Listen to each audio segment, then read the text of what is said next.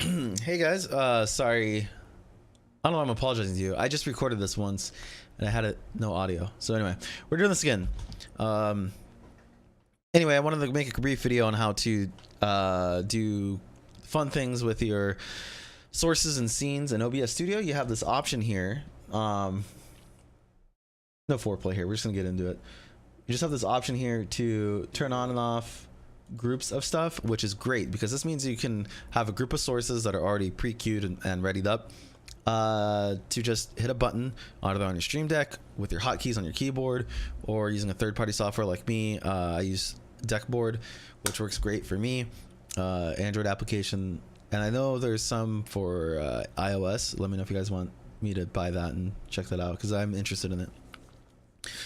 But for Deckboard, Deckboard's what I use for Android, and my old tablet that I just had lying around works fucking flawlessly. Uses an OBS WebSocket plugin. You can Google that, and then you can either use the free version of Deckboard or purchase it, and you get more rows of buttons to push and unlimited folders in it.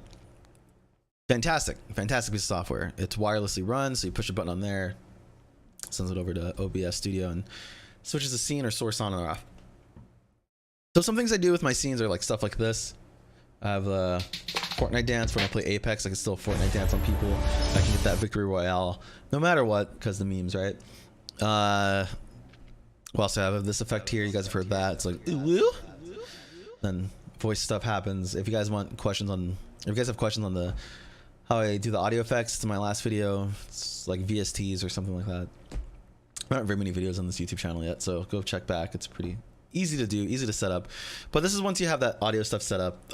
So with this here, with setting up, seeing some fun things you could do, like this one, like a close-up cam that you can't really see because this thing is too big in the way. I'll put this over here, I guess. Make it bigger. So now I have like this big cam, and I can get mad and be like yeah, whatever. Or this one I can just go like, God fucking damn it, shit, bullshit, whatever. Doesn't really matter. You can kind of do whatever you want, make it however you want it. But how do you do those things? So like with OBS Studio, you just copy, like say you have this camera here, you have your main camera option here. I go down in here and I find my camera. I'm using a Canon DSLR, that's why it's called Canon Cam. I copy it, right click copy, and I can paste it inside this blur group that I have here. I already did that, so it's there. I can turn it off. Well, it's not on. Just so you guys know it's there. How's it going with that? So I can turn that on or off. I leave it all on in the groups, so that way when I just tick one button onto either Deckboard's app or Stream Deck, I can just click one button and it's all on or off immediately. It doesn't have to go do hotkeys. I don't have to map a ton of hotkeys either, which is great. It's just straight through whatever it's titled here.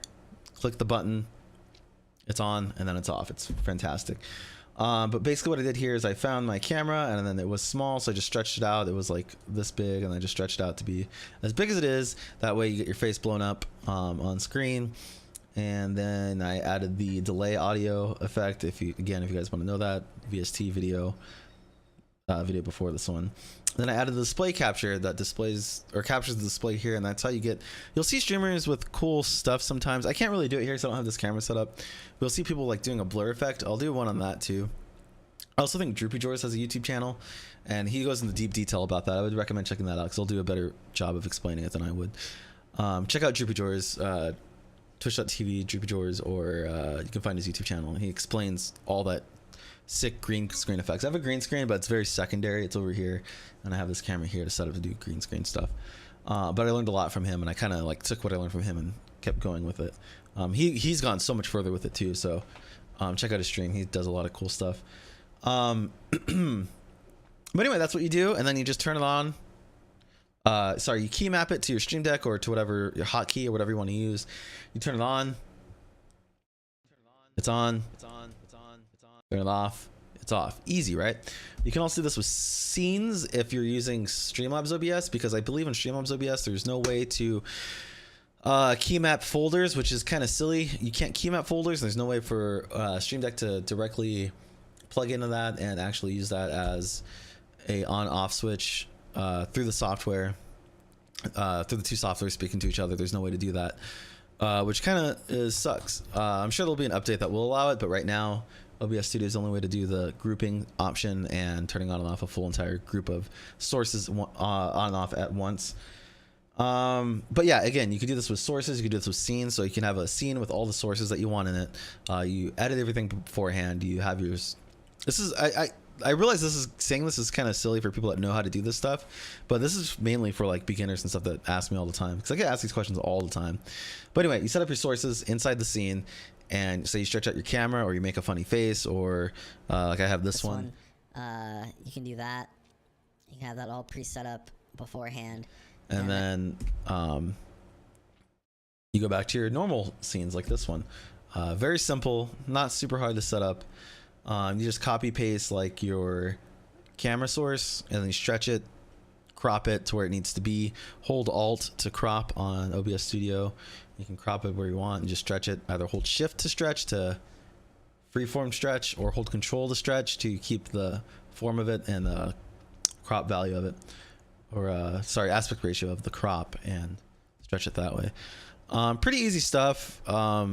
Again, map it to your groups or put it in a scene, change the scene. Your scene will show the sources, and you can go back to the scenes by using hotkeys, Stream Deck, or a third party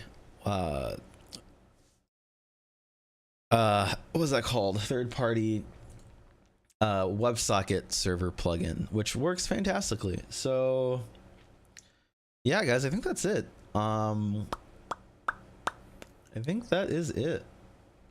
This video. I hope this was somewhat informative. But yeah, you can get as creative as you want. That's what I'm saying. You can get as creative as you want. So you can do stuff like with memes on YouTube. You can find like meme templates. I have one for Phil Swift. Yo, what's up, Flex it's him coming fans? in, We're gonna talking check shit. out the new green And then he has like a chroma key screen. on the. Awesome. There's a chroma key on that particular scene. Or sorry, on that particular video, and he chroma key out the green. And then when he gets done, I can be like, oh shit, that was pretty crazy, Phil Swift.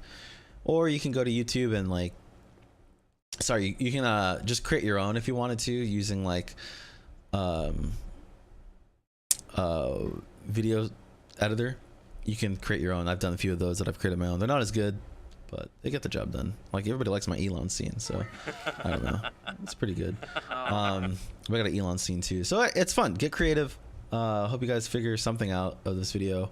I said a lot. If somebody types or how many times I wrote in the comments below, you can follow my channel and subscribe for free with Twitch Prime. So you could do that, type the number in there, and just go to my channel, subscribe for free with Twitch Prime. All right, I'll see you guys soon. Twitch.tv/Etwert. If it's in the morning time, I'm probably streaming right now. I usually stream at 8:30 a.m. PST, unless it's a weekend, then it's 9 a.m. PST. Subscribe to PewDiePie.